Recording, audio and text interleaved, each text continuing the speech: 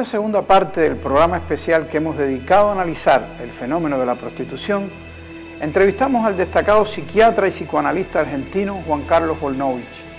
Como en la primera parte del programa, en la que contamos con los análisis del también psiquiatra y psicoanalista Alfredo Grande, volvimos a plantear a Volnovich algunos interrogantes que suscita el poco interés de la sociedad ante casos como la trama de prostitución de menores 18 lobas destapadas recientemente en la isla de Gran Canaria. ¿Por qué tanto silencio ante un caso con todos los elementos para estremecer la conciencia de la sociedad? ¿Por qué los hombres recurren a la prostitución sin necesidad aparente?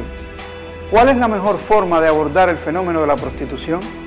¿Sería conveniente legalizar esta actividad tal y como plantean algunos colectivos?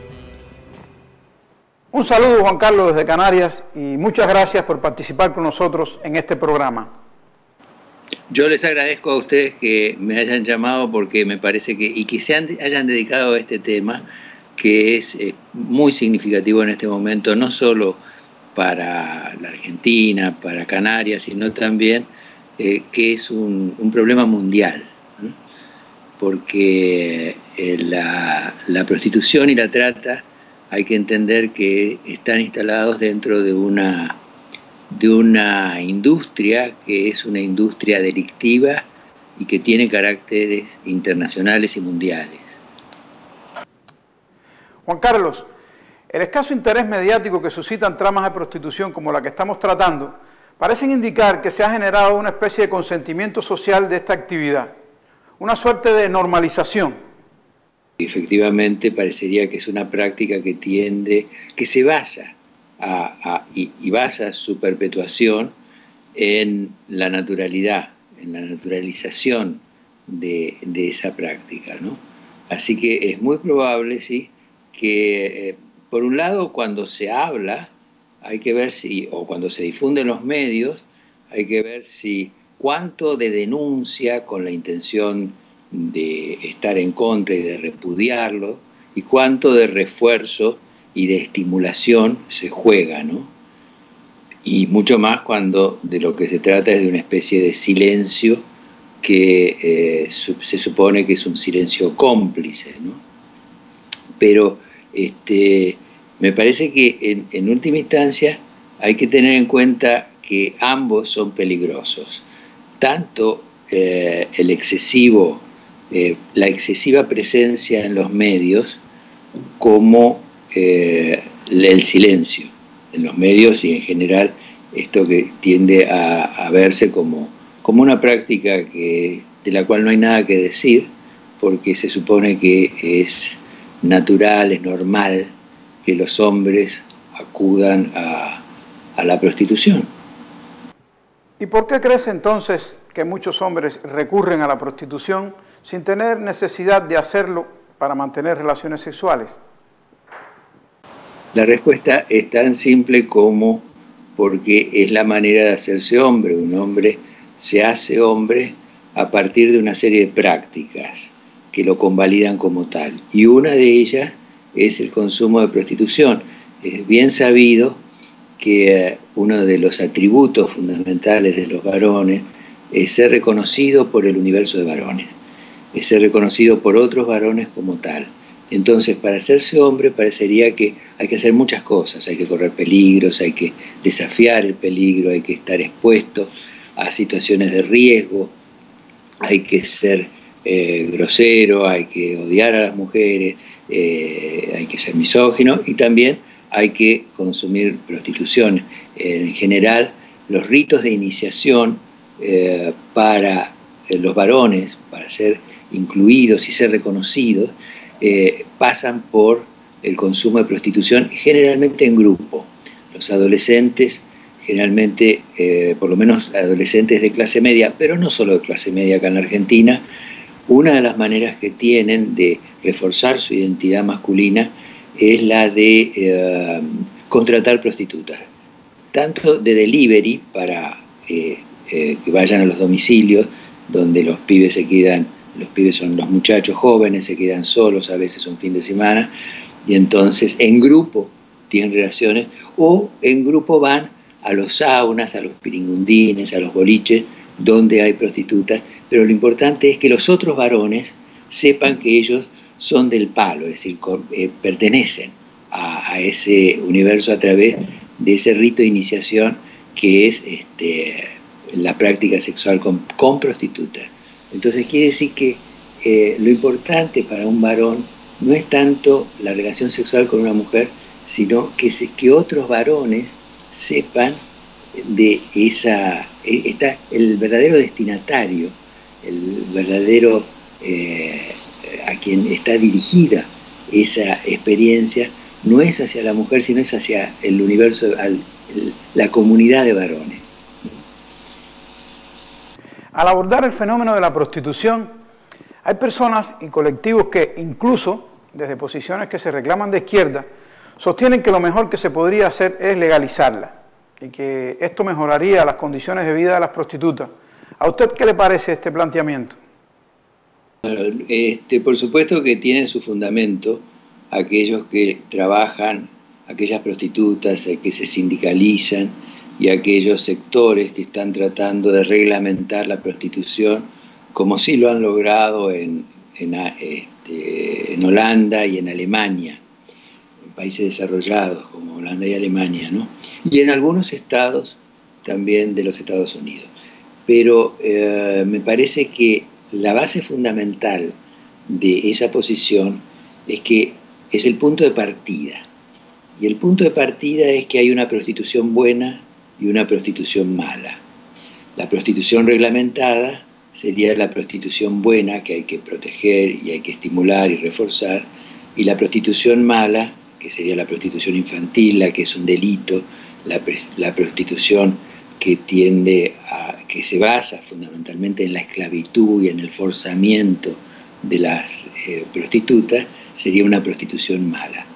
Esta idea de separar una prostitución en buena y mala es una mala idea de comienzo. Es un mal razonamiento de comienzo porque lleva a un callejón sin salida.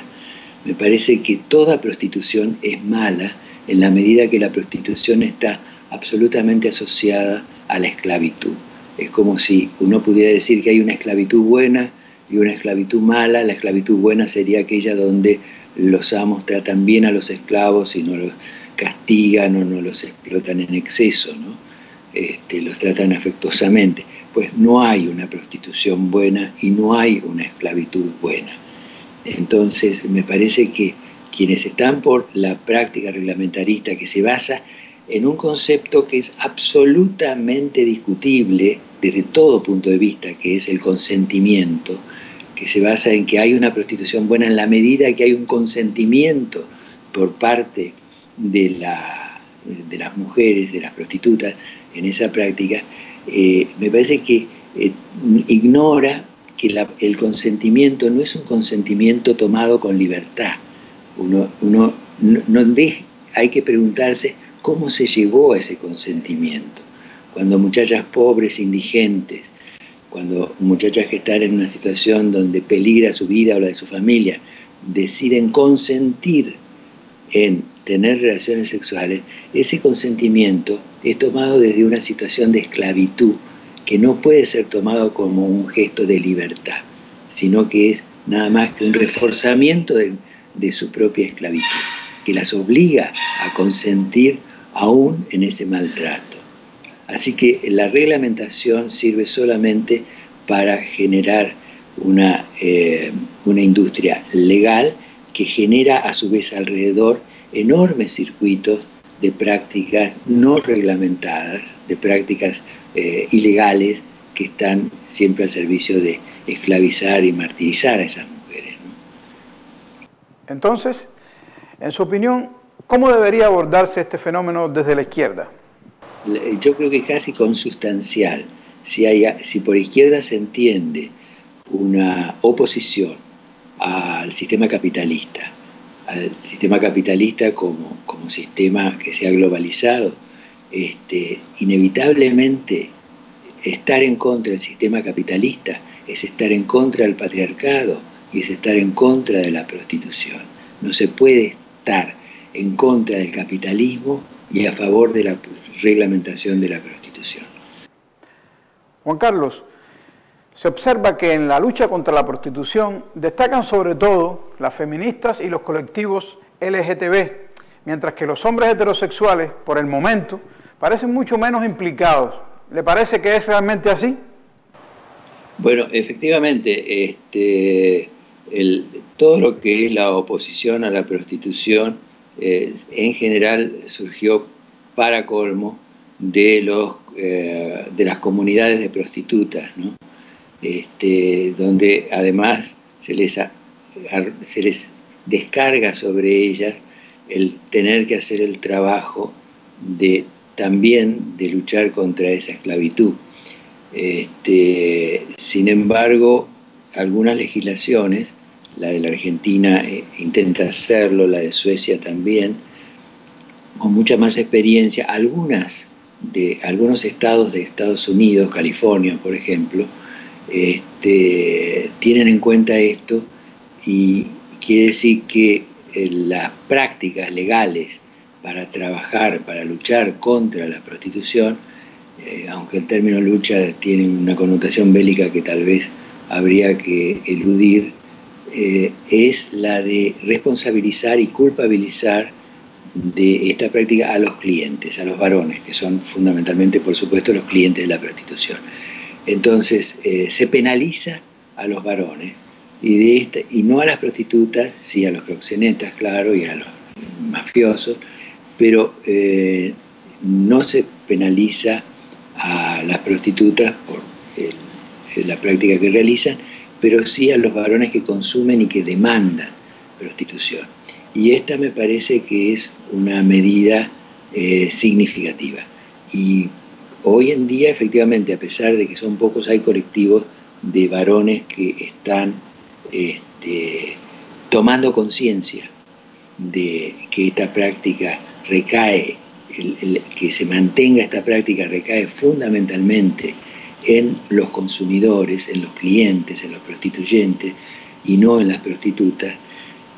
Y esto me parece que es significativo de ser señalado, porque si bien es cierto que, como toda práctica, se realiza en el mundo capitalista y el mundo capitalista está manejado por el mercado y el mercado por la ley de la oferta y la demanda, uno podría pensar que hasta que no acabe la oferta de prostitutas no va a acabar la demanda de clientes. Sin embargo, a diferencia de otras actividades delictivas, por ejemplo, las drogas.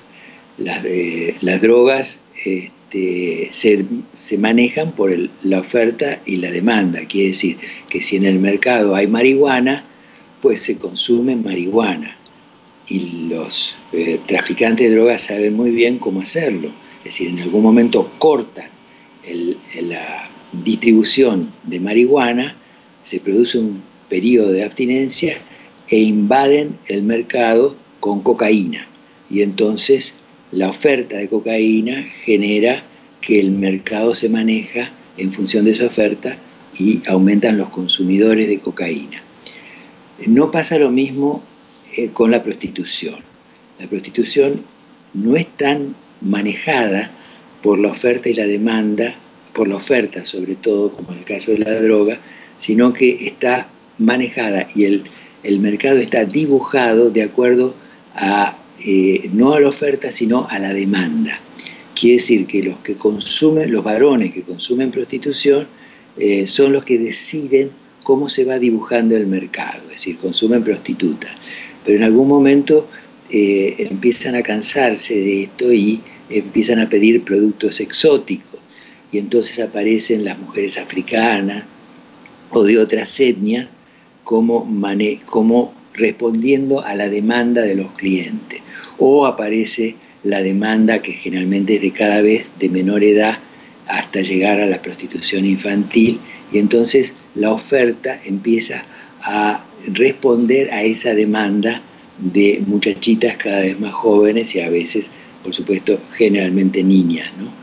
Entonces, me parece que por eso es que es fundamental trabajar no con las prostitutas, sí en todo caso, por supuesto, como es una industria mundial, con las mafias, con los proxenetas y con los clientes. Me parece que todas